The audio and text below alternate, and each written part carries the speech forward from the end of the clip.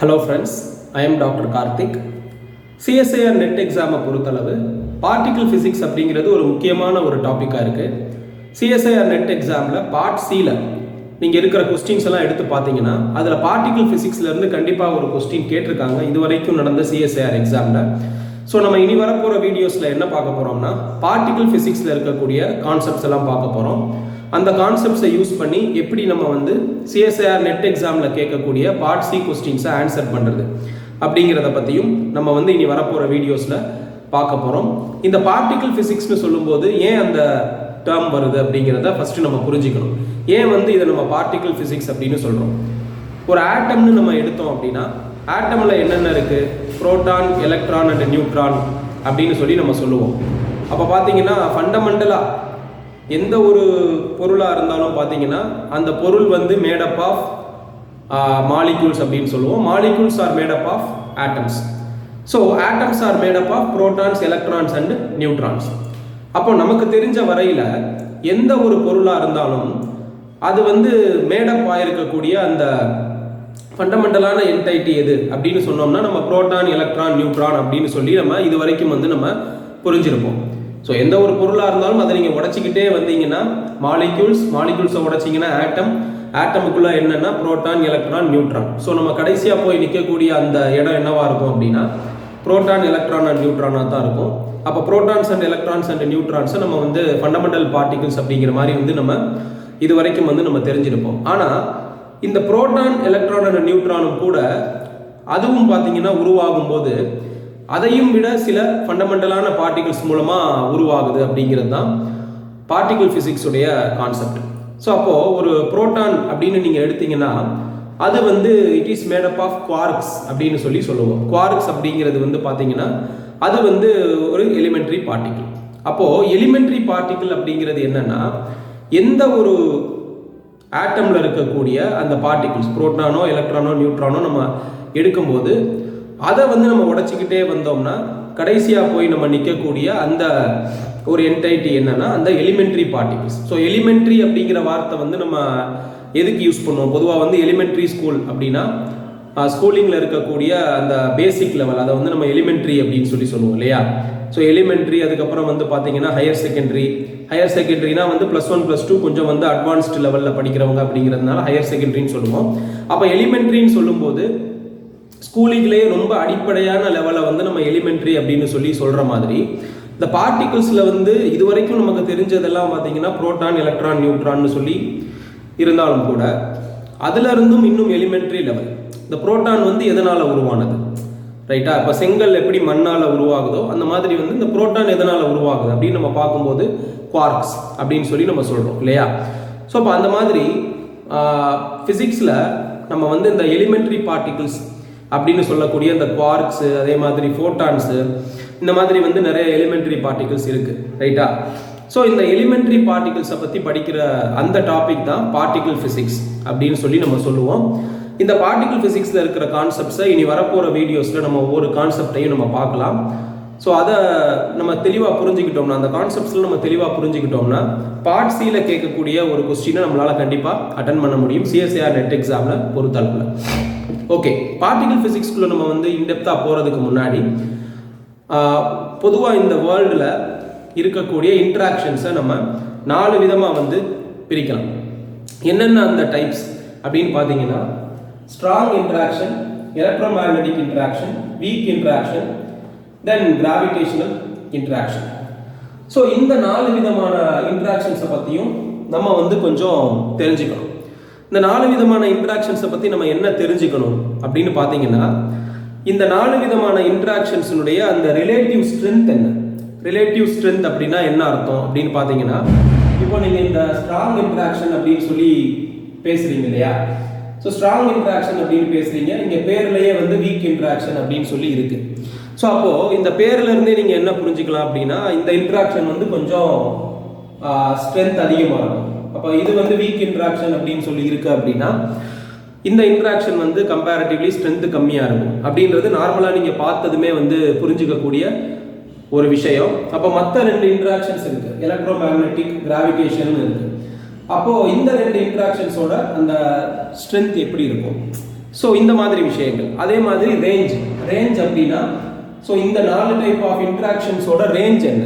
Range அப்படின்னா வந்து particles எவ்வளோ தூரத்தில் இருந்தால் இந்த இன்ட்ராக்ஷன்ஸ் எல்லாம் வந்து நடக்கும், அதுதான் வந்து ரேஞ்ச். சரியா? ரேஞ்ச்னா என்னன்னா, நம்ம பொதுவாக வந்து டிவியில் இருக்கிற சேனல்ஸை மாற்றுறதுக்கு நம்ம ரிமோட் யூஸ் பண்ணுறோம் இல்லையா? அப்போ வந்து நம்ம ரிமோட்டை வச்சு அந்த பட்டனை அமுக்கும் போது டிவியில் வந்து சேனல்ஸ் மாறுது. அப்போ அந்த ரிமோட்டுக்குன்னு ஒரு ரேஞ்ச் இருக்கும். அந்த குறிப்பிட்ட தூரத்தில் டிவி இருக்கணும், அந்த குறிப்பிட்ட தூரத்தில் ரிமோட் இருந்தால் தான் வந்து அந்த ரிமோட்டோட சிக்னல்ஸ் வந்து அங்கே வேலை செய்யுது. அப்போ ரேஞ்ச் வந்து அந்த அளவுக்கு இருக்குது அப்படின்னு சொல்லி நம்ம சொல்கிறோம் இல்லையா? ஸோ இது வந்து டிவி ரிமோட்டு. ஸோ பொதுவாக வந்து இந்த டெரரிஸ்ட் எல்லாம் வந்து பார்த்தீங்கன்னா பாம் பிளாஸ்ட்லாம் பண்ணும்போது அவங்க யூஸ் பண்ணுற அந்த ரிமோட் கண்ட்ரோலோட ரேஞ்ச் எல்லாம் பார்த்தீங்கன்னா இதை விட கூட வந்து அதிகமாக இருக்கலாம். ஏன்னா அவங்க ஏதோ ஒரு இடத்துல இருந்துக்கிட்டு அந்த ரிமோட்டை ப்ரெஸ் பண்ணும்போது அந்த பாம் வந்து வெடிக்குது. ஸோ அப்போ ரேஞ்ச் அப்படின்னு சொல்கிறது என்ன? அந்த பர்டிகுலர் ப்ராசஸ் அல்லது இன்ட்ராக்ஷன் நடக்கிறதுக்கு எவ்வளோ தூரம் இருக்கணும் அப்படின்னு சொல்லக்கூடியது தான் ரேஞ்ச். இப்படி இந்த 4 டைப் ஆஃப் இன்ட்ராக்ஷனுக்கும் இருக்கக்கூடிய ரேஞ்ச் மாறும். அப்போ இது மாதிரி விஷயங்களை நம்ம ஃபஸ்ட்டு வந்து இந்த வீடியோவில் நம்ம இன்னைக்கு பார்க்க போகிறோம். அந்த 4 டைப் ஆஃப் இன்ட்ராக்ஷன், ஸோ அதோட அந்த ரேஞ்ச் என்ன, அதே மாதிரி யூனிவர்ஸில் அதோட ரோல் என்ன அப்படிங்கிறத பற்றிலாம் வந்து நம்ம இந்த வீடியோவில் டீட்டெயில்டாக வந்து பார்க்க போகிறோம். ஸோ ஃபஸ்ட்டு வந்து இது நம்ம புரிஞ்சிக்கிறதுக்கு ஒரு டேபிளர் காலம் மாதிரி நீங்கள் வந்து ஃபஸ்ட்டு போட்டுக்கணும். ஸோ அந்த டேபிளர் காலமில் பார்த்தீங்கன்னா ஃபஸ்ட்டு காலம் என்னன்னா இன்ட்ராக்ஷன். ஸோ ஃபஸ்ட்டு காலம் வந்து இன்ட்ராக்ஷன் அப்படின்னு சொல்லி எழுதிக்கங்க. ஸோ அடுத்த காலம் வந்து பார்ட்டிகிள் அஃபெக்டட், அடுத்த காலம் வந்து பார்ட்டிகிள் அஃபெக்டட்னு போட்டுக்கங்க. ஸோ அடுத்த காலம் வந்து ரேஞ்ச் அப்படின்னு போட்டுக்கங்க. அடுத்த காலம்ல ரிலேட்டிவ் ஸ்ட்ரென்த்னு போட்டுக்கோங்க. ஸோ அடுத்த காலம்ல என்ன போட்டுக்கோங்க அப்படின்னா கேரக்டரிஸ்டிக் டைம்.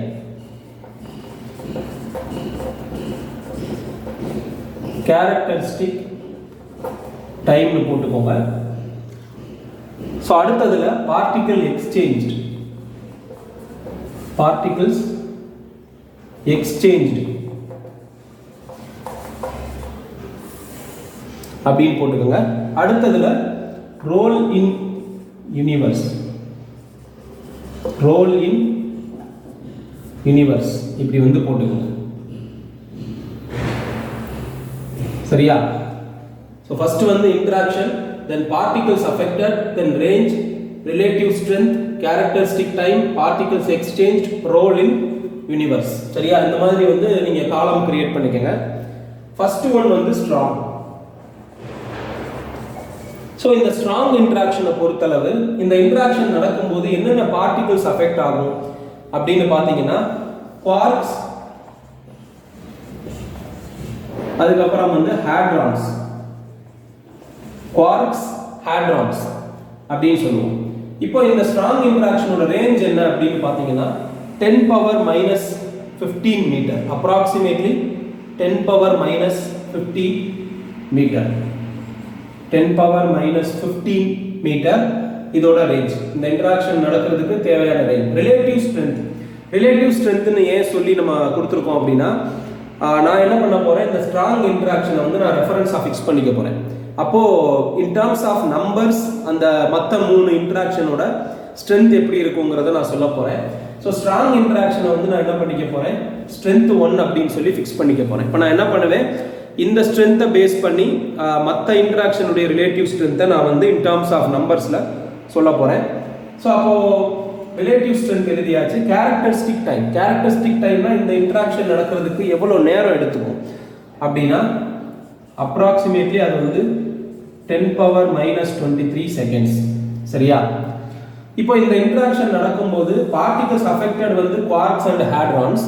என்ன பார்ட்டிகல்ஸ் எக்ஸ்சேஞ்ச் ஆகும் அப்படின்னா குளுவான்ஸ் அண்ட் மீசான்ஸ்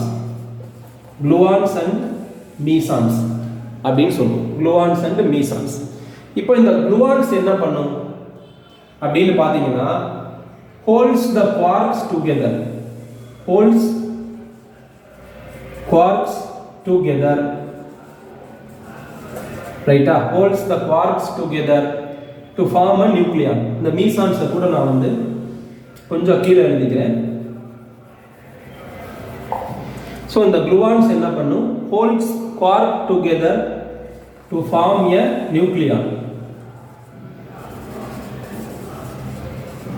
ரைட்டா? ஸோ அடுத்ததாக இருக்கக்கூடிய இந்த ஹேட்ரான்ஸ். ஸோ இங்கே பாருங்க மீசான்ஸ். மீசான்ஸோட வேலை என்ன அப்படின்னு நீங்கள் பார்க்கும்போது holds the nucleons together, holds the nucleons together to form a nucleus, to form nucleus. So என்னன்னா இந்த gluons என்ன பண்ணும், குவார்க்ஸ் எல்லாம் ஒண்ணா சேர்த்து நியூக்ளியானை ஃபார்ம் பண்ணும். நியூக்ளியான்னா என்னன்னு உங்களுக்கு நல்லாவே தெரியும், புரோட்டான் அண்ட் நியூட்ரான். சரியா? அப்போ வந்து பாத்தீங்கன்னா protons and neutrons வந்து it is made up of என்னன்னா quarks, ரைட்டா? it is made up of quarks. so அந்த quarks எல்லாம் ஒண்ணா சேர்க்கிறது எது, இந்த gluons ஒண்ணா சேர்த்து ஒரு நியூக்ளியானை ஃபார்ம் பண்ணும், புரோட்டானையோ நியூட்ரானையோ ஃபார்ம் பண்ணும். ரைட்டா? இந்த ஹேட்ரான்ஸை கூட நீங்க வந்து இங்க கீழே எழுதிக்கலாம். ஸோ இந்த ஹேட்ரான்ஸை கூட நீங்க இங்க கீழே எழுதிக்கலாம். ஸோ இந்த ஹேட்ரான்ஸ் வந்து என்ன பண்ணுது அப்படின்னா, it is the particle affected in the mesons. மீசான்ஸோட வேலை என்ன அப்படின்னா, முன்னாடி ஃபார்ம் ஆன இந்த நியூக்ளியான்ஸ் எல்லாம் ஒண்ணா சேர்த்து நியூக்ளியஸை வந்து ஃபார்ம் பண்ணும். ரைட்டா? அப்போ இது என்ன type of interaction? Strong interaction. ரைட்டா? ஸ்ட்ராங் இன்டராக்ஷன் பாருங்க, எதோட இன்வால்வ் ஆயிருக்கு, நியூக்ளியானோடது, தென் நியூக்ளியஸோடது, இப்படி இன்வால்வ் ஆயிருக்கு பாருங்க. ஸோ நம்ம எல்லாருக்கும் நல்லா தெரியும், நியூக்ளியஸ்குள்ள இருக்கக்கூடிய அந்த நியூக்ளியான்ஸுக்கு நடுவில் ஃபோர்ஸ் ஆஃப் அட்ராக்ஷன் ரொம்ப ஸ்ட்ராங்காக இருக்கும்னு நம்ம வந்து +1 லெவல்லே வந்து நம்ம படிச்சிருப்போம். இந்த 4 டைப்ஸ் ஆஃப் ஃபோர்ஸஸ் அப்படின்னு சொல்லி +1 லெவலில் வந்து நம்ம படிக்கும்போது ஸ்ட்ராங் நியூக்ளியர் ஃபோர்ஸ் அப்படின்னு சொல்லி நம்ம படிச்சிருப்போம். It is the strongest force அப்படின்னு சொல்லி நம்ம படிச்சிருப்போம். ஸோ அப்போ இங்கே பார்த்தீங்கன்னாலும் இங்கே இருக்கக்கூடிய அந்த பார்ட்டிகிள்ஸ், இந்த குளூவான்ஸ், மீசான்ஸ், இதெல்லாம் எது சம்மந்தப்பட்டது? யூனிவர்ஸில் அதோட ரோல் என்ன அப்படின்னா நியூக்ளியான், நியூக்ளியஸ், இது சம்மந்தப்பட்டதாகவே இருக்கு. ஸோ அப்போ நீங்கள் என்ன புரிஞ்சுக்கணும், ஸ்ட்ராங் இன்ட்ராக்ஷன் அப்படின்றது நியூக்ளியான்ஸோட சம்மந்தப்பட்டது அப்படிங்கிறத நீங்கள் தெளிவாக புரிஞ்சுக்கணும். ஸோ அப்போ நீங்கள் சிஎஸ்ஐஆர் நெட் எக்ஸாமில் பார்ட் சியில் நியூக்ளியான் இன்வால்வ் ஆகிற மாதிரி ஏதாவது ஒரு இன்ட்ராக்ஷனோ இல்லை ஒரு ஈக்குவேஷனோ கொடுத்தாங்கன்னா அது ஸ்ட்ராங் இன்ட்ராக்ஷனாக இருக்குங்கிறத நீங்கள் வந்து ஈஸியாக வந்து கெஸ் பண்ண முடியும். அஃப்கோர்ஸ் வந்து அடுத்தடுத்த வீடியோஸில் நம்ம பார்ட்டிகல் ஃபிசிக்ஸில் இன்டெப்த்தாக போகும்போது உங்களுக்கு வந்து ஒரு ஈக்குவேஷனை பார்த்ததுமே அதுலேருந்து வந்து என்ன மாதிரி இன்ஃபர்மேஷன்லாம் எடுக்க முடியும். ஸோ இது ஸ்ட்ராங் இன்ட்ராக்ஷனா, வீக் இன்ட்ராக்ஷனா அப்படிங்கிறதெல்லாம் எப்படி கண்டுபிடிக்கிறதுங்கிறத வரப்போகிற வீடியோஸில் வந்து நம்ம ஒவ்வொன்றா வந்து பார்க்க தான் போகிறோம். பட் ஃபர்ஸ்ட் வந்து இன்ட்ராக்ஷனோட டைப்ஸ் என்னங்கிறத நீங்கள் வந்து முதல்ல தெரிஞ்சுக்கோங்க. ஸோ இப்போ ஸ்ட்ராங் இன்ட்ராக்ஷனை பற்றி நம்ம பார்த்தாச்சு. அடுத்தது எலக்ட்ரோ மேக்னெட்டிக். ஸோ இதை வந்து ஒரு லைன் போட்டு செப்பரேட் பண்ணிடுவோம். ஸோ இங்கே வந்து எனக்கு போர்டில் இருக்கக்கூடிய ஸ்பேஸ் கன்ஸ்ட்ரைன்ட்ஸ்னால தான் நான் வந்து இந்த மாதிரி எழுதியிருக்கேன். சரியா? ஏன்னா வந்து நல்லா ஸ்பேஸ் அதிகமாக இருந்தது அப்படின்னா நம்ம இதை வந்து இன்னும் கொஞ்சம் டீட்டெயில்டாக எழுத முடியும். பட் என்னோட போர்டோட சைஸ் இவ்வளோதான் அப்படிங்கிறதுனால நான் இப்படி எழுதியிருக்கேன். நீங்கள் வீடியோ பாருங்கள், ஒவ்வொரு பாயிண்ட்டையும் நான் எக்ஸ்பிளைன் பண்ணிக்கிட்டே தான் எழுதுறேன். ஸோ அதனால் வந்து உங்களுக்கு நோட்ஸ் எழுதுறதுக்கு எந்த டிஃபிகல்ட்டி இருக்காது. ஸோ வீடியோ பார்த்து முடிஞ்சதும் வீடியோ எப்படி இருக்குங்கிற உங்களோட ஃபீட்பேக்கை நீங்கள் கமெண்ட் செக்ஷனில் சொன்னீங்கன்னா அடுத்த வீடியோஸில் வந்து நான் அதை இம்ப்ரூவ் பண்ணிக்கிறேன். ஸோ ஸ்ட்ராங் இன்ட்ராக்ஷனை பற்றி நம்ம சொல்லியாச்சு. அடுத்தது electro magnetic interaction.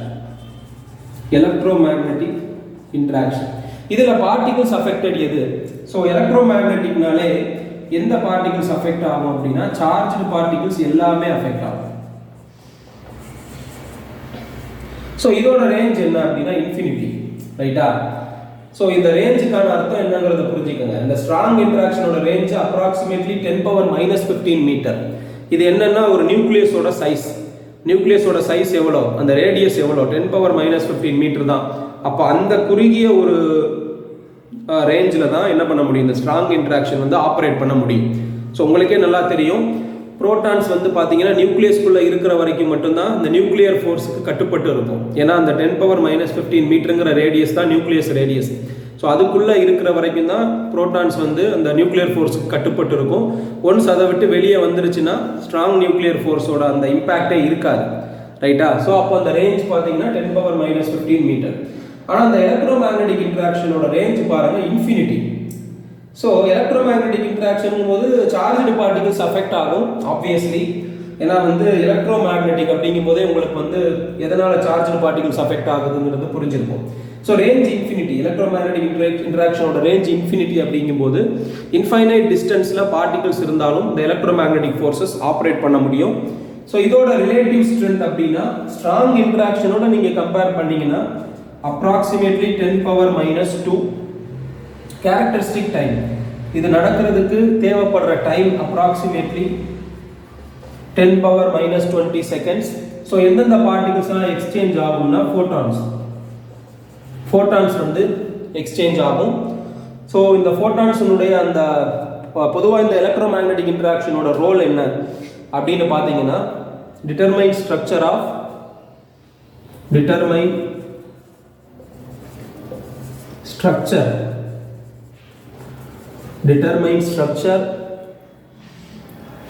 of atoms, solids and liquids.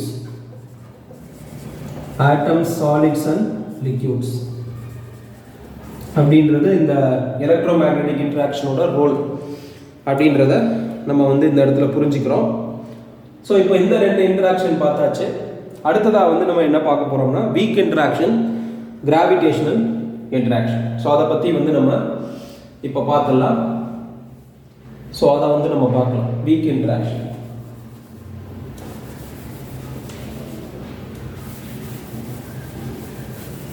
So நமக்கு இருக்கக்கூடிய ஃபெசிலிட்டிஸ் வச்சு தான் நம்ம வீடியோஸ் மேக் பண்ணுறோம். ஸோ அதனால் வந்து போர்டில் நான் எழுதிட்டு இருக்கேன். ஸோ அதனால் வந்து போர்டை எரேஸ் பண்ணுறது இதெல்லாம் வந்து பார்த்தீங்கன்னா பண்ணி தான் ஆக வேண்டியிருக்கும். ஸோ அதனால் வந்து கொஞ்சம் வந்து நீங்கள் இந்த போர்டு எரேஸ் பண்ணுற அந்த டைம் இதெல்லாம் வந்து நீங்கள் கொஞ்சம் அட்ஜஸ்ட் பண்ணிக்கோங்க. ஓகே. ஸோ இப்போது அடுத்த இன்ட்ராக்ஷன் வந்து என்ன அப்படின்னா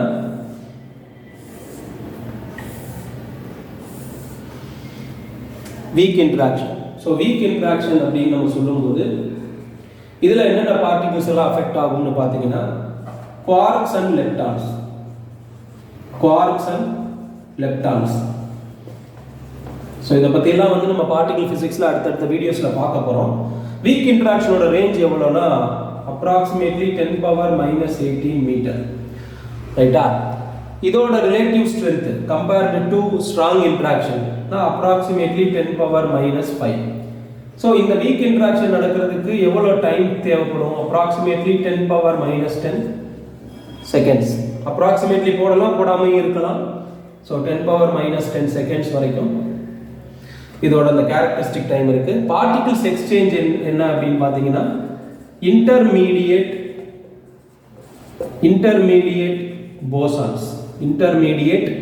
போசான்ஸ்னு சொல்லுவாங்க. ஸோ இதோட ரோல், ரைட்டா, இதோட அந்த ரோல். ஸோ இந்த இடத்துல இதை கொஞ்சம் வந்து நான் இன்டர்மீடியேட் போசான்ஸ் அப்படின்னு சொல்லலாம். இதோட ரோல் என்ன அப்படின்னா mediates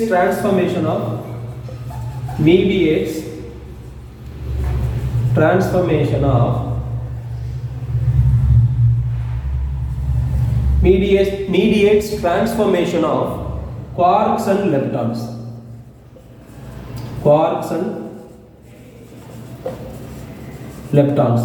Right? Quarks and leptons helps determine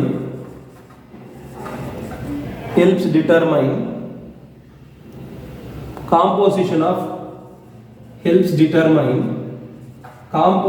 of atomic nuclei. Right? So இது வந்து weak interactions. அடுத்ததா gravitational interactions.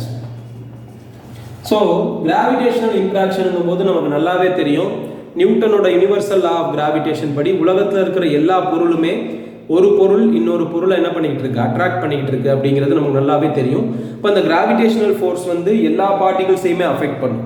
ஸோ அப்போ பார்ட்டிகல்ஸ் அஃபெக்டட் எதுனா ஆல் அப்படின்னு சொல்லணும். இதோட ரேஞ்சும் இன்ஃபினிட்டி. ஸோ ஏன் இன்ஃபினிட்டினா ரொம்ப தூரத்தில் இருந்தாலும் இந்த கிராவிடேஷனல் ஃபோர்ஸ் வந்து ஆப்ரேட் ஆகிட்டு இருக்கு. அதுக்கு பெஸ்ட் எக்ஸாம்பிள் வந்து நம்ம சோலார் சிஸ்டம் தான். ஸோ எர்த்தும் சன்னும் எவ்வளவோ தூரத்தில் இருக்குது. அவ்வளோ தூரத்தில் இருந்தாலும் அதுக்கு இடையில என்ன இருந்துட்டு இருக்கு, கிராவிடேஷனல் ஃபோர்ஸ் வந்து இருந்துட்டு இருக்கு. ஸோ அதனால் இதோட ரேஞ்ச் வந்து இன்ஃபினிட்டி. ஸோ ரிலேட்டிவ் ஸ்ட்ரென்த் வந்து பார்த்தீங்கன்னா 10⁻−39. ஸோ ஸ்ட்ராங் இன்ட்ராக்ஷனை கம்பேர் பண்ணும்போது 10⁻−39 டைம்ஸ் அதுதான் இது வந்து இதோட ஸ்ட்ரென்த். அப்படின்னா எவ்வளோ வீக்காக இருக்குன்னு பாருங்க, 10⁻−39. ஸோ இது நடக்கிறதுக்கான கேரக்டரிஸ்டிக் டைம் 10⁻16 செகண்ட்ஸ். சரியா, 10⁻16 செகண்ட்ஸ். ஸோ எந்த பார்ட்டிகிள் எக்ஸ்சேஞ்ச் ஆகும் அப்படின்னா கிராவிடான்ஸ் அப்படின்னு ஒரு பார்ட்டிகிள். இது வந்து தியரட்டிக்கலாக சொல்லியிருக்காங்க, எக்ஸ்பெரிமெண்டலாக வந்து இது இன்னும் கண்டுபிடிக்கப்படலை. ஸோ அதனால் வந்து இது not experimentally detected, not experimentally detected, not experimentally detected. ரைட்டா? இதோட ரோல் என்ன, இந்த கிராவிடேஷனல் ஃபோர்ஸோட ரோல் என்ன அப்படின்னா assemble matter into planets, stars and galaxies. ரைட்டா? இதான் கிராவிடேஷனல் ஃபோர்ஸ் உடைய ரோல் யூனிவர்ஸில். ஸோ மேட்டரை ஃபுல்லாக அசம்பிள் பண்ணி, மேட்டர்னா பொருட்கள், அதெல்லாம் வந்து அசம்பிள் பண்ணி பிளானட்ஸாவோ ஸ்டார்ஸாவோ கேலக்ஸியாவோ மாற்றுறதுக்கான அந்த ரோல் எதுனா அந்த கிராவிடேஷனல் இன்ட்ராக்ஷன், அந்த கிராவிடேஷனல் ஃபோர்ஸ் தான் அந்த ரோலை வந்து ப்ளே பண்ணுது. சரியா? ஸோ எப்படி வந்து இந்த வீக் இன்ட்ராக்ஷன் வந்து குவார்க்ஸ் அண்ட் லெப்டான்ஸோட டிரான்ஸ்ஃபர்மேஷனை மீடியேட் பண்ணி அட்டாமிக் நியூக்ளியோட காம்போசிஷனை டிட்டர்மைன் பண்ணுதோ, அந்த மாதிரி கிராவிடேஷனல் ஃபோர்ஸ் வந்து இங்கே வந்து பொருட்களை ஃபுல்லாக சேகரித்து பிளானட்ஸாவோ ஸ்டார்ஸாவோ கேலக்ஸியாவோ மாற்றுது இல்லையா? ஏன்னா கிராவிடேஷனல் ஃபோர்ஸ் வந்து யூனிவர்ஸில் இருந்துகிட்டே இருக்கிறதுனால தான் நமக்கு வந்து என்ன இருக்குது அப்படின்னா எர்த்து சன்னை சுற்றுறதோ இல்லை எல்லா பிளானட்ஸும் சன்னை சுற்றுறதோ வந்து நடந்துட்டுருக்கு இல்லையா? அது நமக்கு நல்லாவே தெரியும். ஸோ இது வந்து டைப்ஸ் ஆஃப் இன்ட்ராக்ஷனை பற்றி ஒரு சின்ன இன்ட்ரோடக்ஷன். இப்போ இது ரிலேட்டடான ஒரு 2 ப்ராப்ளமை மட்டும் பார்த்துட்டு நம்ம இந்த வீடியோவை முடிச்சுக்கலாம். ஏன்னா அந்த ப்ராப்ளமை நம்ம பார்த்தோம்னா தான் ஸோ இந்த பர்டிகுலர் கான்செப்டை பேஸ் பண்ணி என்ன மாதிரி கொஸ்டின்ஸ் வருங்கிறது நமக்கு தெரியும். ஸோ அந்த 2 ப்ராப்ளமே இப்போ பார்த்துக்கலாம்.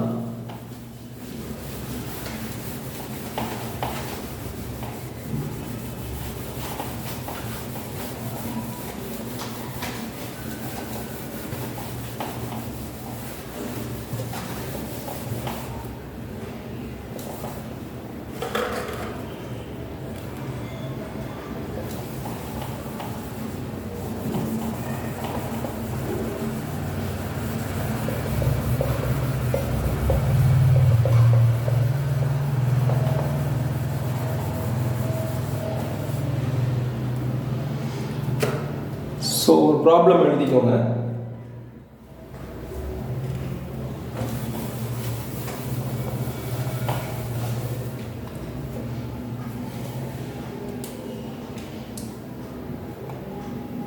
A relativistic particle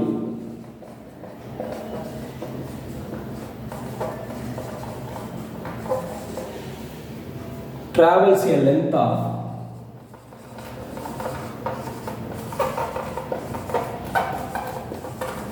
travels a length of 3 into 10⁻³ meter in air before decaying.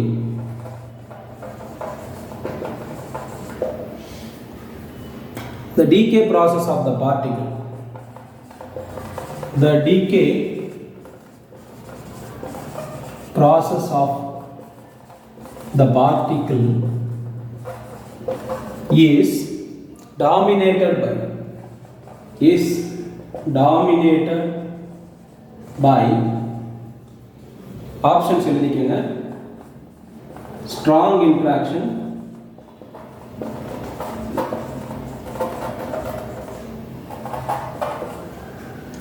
electromagnetic interaction,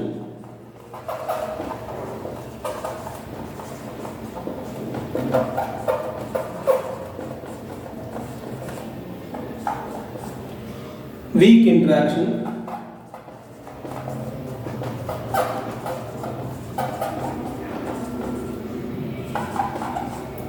gravitational interaction.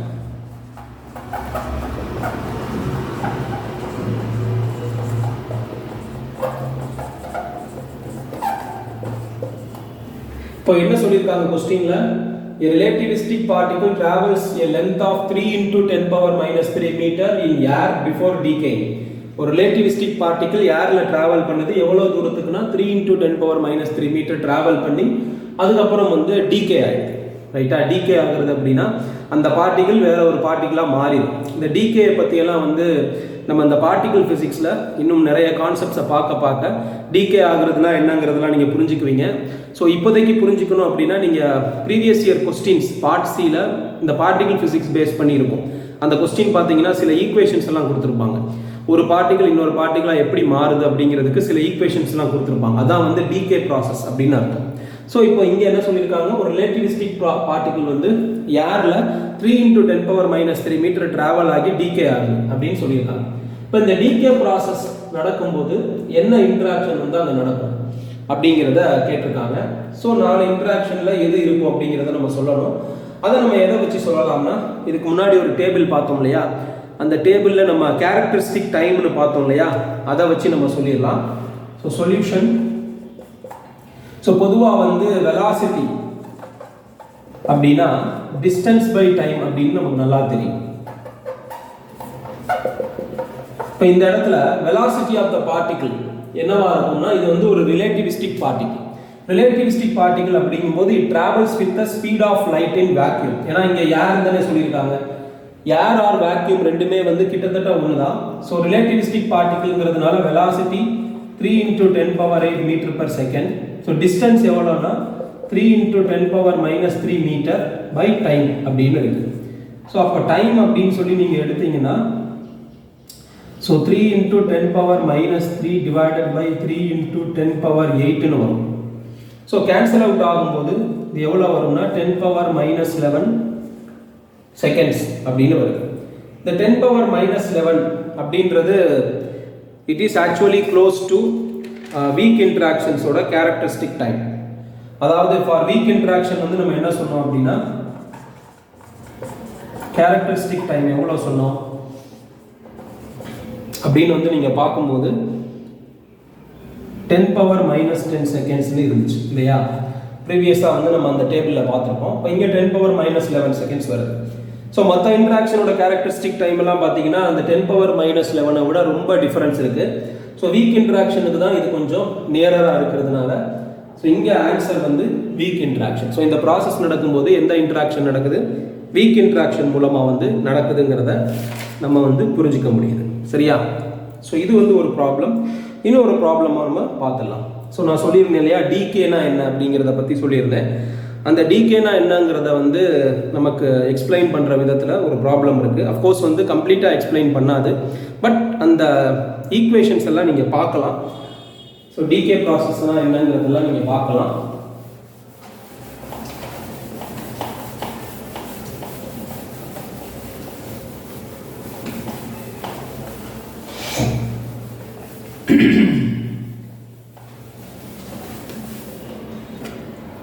இங்கே பாருங்க, the mean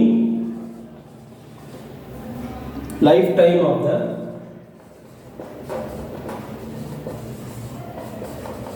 following decays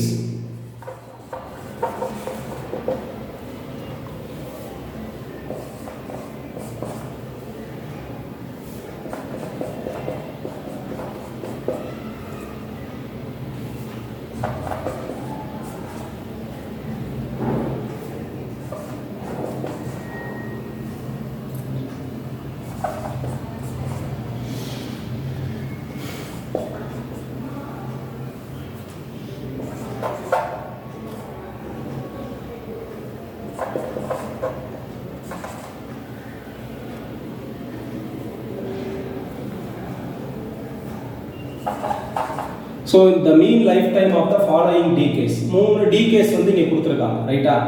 இந்த 3 decays உடைய mean lifetime tau pi ரைட்டா, டோ பை இது பின்னு சொல்லலாம், இல்லை ரோ அப்படின்னு சொல்லி போடலாம். ரைட்டா, ரோ அப்படின்னு சொல்லி போடலாம். Tau pi and tau mu respectively. லைஃப் டைம்னா நம்ம ஏற்கனவே பார்த்தோமா, கேரக்டரிஸ்டிக் டைம் அப்படின்னு அந்த டேபிளில் பார்த்தோமா.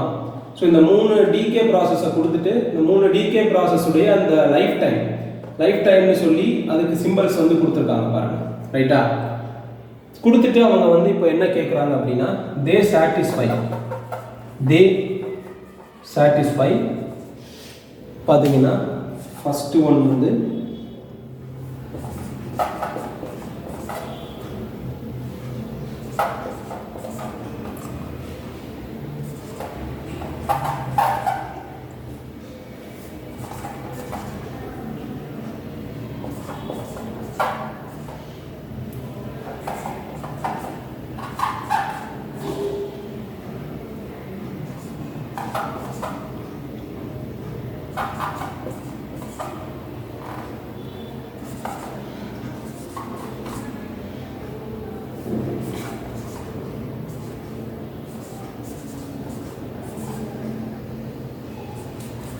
ஸோ இதான் அந்த 4 ஆப்ஷன். ஸோ இந்த 4 ஆப்ஷனில் அவங்க என்ன கேட்குறாங்கிறத ஃபர்ஸ்ட் நம்ம புரிஞ்சுக்கலாம். இந்த 3 டிகே ப்ராசஸ் கொடுத்துட்டு இந்த 3 டிகே ப்ராசஸ்க்கான அந்த லைஃப் டைம்ஸ் அதுக்கான சிம்பிள்னு சொல்லி இந்த 3 கொடுத்துட்டாங்க. இப்போது தே சாட்டிஸ்ஃபை அப்படின்னு சொல்லி இந்த 3 ரிலேஷன் மூலமாக அவங்க என்ன கேட்குறாங்க அப்படின்னா, இப்போது இங்கே எக்ஸாம்பிளுக்கு இந்த ஃபஸ்ட்டு ஆப்ஷன் பாருங்கள், tau pi lesser than tau lesser than tau mu அப்படின்னா என்ன அர்த்தம்னா, இந்த ரியாக்ஷன்ஸனுடைய அந்த கேரக்டரிஸ்டிக் டைமுக்கான ரிலேஷன் வந்து என்னவா இருக்குங்கிறது தான் வந்து கேட்குறாங்க. ஸோ எந்த டைம் வந்து எதை விட கம்மியாக இருக்கும், எந்த டைம் எதை விட அதிகமாக இருக்குங்கிற மாதிரி நம்ம என்ன பண்ணணும், ஐடென்டிஃபை பண்ணி சொல்லணும். ஸோ இங்கே கொடுத்துருக்கிற அந்த டிகே ப்ராசஸை நம்ம பார்க்கும்போது எந்த ப்ராசஸ் என்ன டைப் ஆஃப் இன்ட்ராக்ஷன் அப்படிங்கிறது நமக்கு தெரிஞ்சதுன்னா அதோட கேரக்டரிஸ்டிக் டைமை பற்றி நம்ம ஃபஸ்ட்டு நம்ம சொன்ன டேபிளில் நம்ம பார்த்துருக்கோம் இல்லையா. ஸோ அப்போது இந்த ப்ராசஸில் எது என்ன டைப் ஆஃப் ப்ராசஸ் அப்படின்றது நமக்கு புரிஞ்சது அப்படின்னா அதை பேஸ் பண்ணி நம்ம என்ன பண்ணிடலாம், அந்த கேரக்டரிஸ்டிக் டைம்ஸை கம்பேர் பண்ணி இதில் எந்த ஆப்ஷன் சரியான ஆப்ஷனுங்கிறத நம்ம சொல்லிட முடியும். இப்போ இந்த 3 ஈக்குவேஷன் பாருங்கள். இதில் ஃபஸ்ட்டு ஒன் பாருங்கள். ஃபஸ்ட்டு ஒன்னை பார்க்குறதுக்கு முன்னாடி இங்கே பாருங்கள் செகண்ட் ஒன். இதில் என்ன இருக்குது, காமா ப்ளஸ் காமான்னு இருக்கா. காமா அப்படிங்கிறது ஃபோட்டான்ஸை குறிக்குது. ஃபோட்டான்ஸ் வந்து சப்போஸ் அப்சார்ப் ஆகுது அப்படின்னாலோ எமிட் ஆகுதுனாலோ அது என்ன டைப் ஆஃப் இன்ட்ராக்ஷனாக இருக்கும்னா எலக்ட்ரோ மேக்னெட்டிக் இன்ட்ராக்ஷனாக இருக்கும். ரைட்டா. ஸோ அப்போ இது எலக்ட்ரோ மேக்னெட்டிக். இப்போ இங்கே பாருங்க மியூ, இது வந்து எலக்ட்ரான், இது வந்து பார்த்தீங்கன்னா இது வந்து பார்த்தீங்கன்னா பாசிட்ரான், இது வந்து பார்த்தீங்கன்னா நியூட்ரினோ, இந்த மாதிரிலாம் இருக்கு பாருங்க. ஸோ அப்போது இது வந்து என்ன அப்படின்னா சாரி, இது பாசிட்ரான் கிடையாது, இது வந்து வேற ஒரு பார்ட்டிகல். ரைட்டா. ஸோ இப்போ இதில் நமக்கு வந்து என்ன தெரிஞ்சுக்கலாம் அப்படின்னா, இது வந்து லெப்டான்ஸ் அப்படின்னு சொல்லுவாங்க. லெப்டான்ஸ்னா என்னங்கிறது நம்ம பார்க்கலாம் அடுத்தடுத்த வீடியோஸில். ஸோ இந்த இன்ட்ராக்ஷன் நீங்கள் பார்த்தீங்கன்னா இந்த எலக்ட்ரானு, இந்த நியூட்ரினோ இதெல்லாம் வந்து இன்வால்வ் ஆகுது இல்லையா. அப்போ இது வந்து என்ன இன்ட்ராக்ஷன் அப்படின்னா வீக் இன்ட்ராக்ஷன் அப்படின்னு சொல்லி சொல்லுவோம். இது வந்து பார்த்தீங்கன்னா இந்த பை மீசான்ஸ், இந்த மாதிரி மீசான்ஸ் எல்லாம் இன்வால்வ் ஆகும்போது இது வந்து ஸ்ட்ராங் இன்ட்ராக்ஷனாக இருக்கும். ரைட்டா. இப்போ அந்த டிகேன்னு சொன்னோம் இல்லையா, இப்போ பாருங்க ஒரு பார்ட்டிக்கல் 2 பார்ட்டிக்கலாக மாறி இருக்கு பாருங்க, அதுதான் டிகே ஆகுறதுன்னா செப்பரேட் ஆகுது.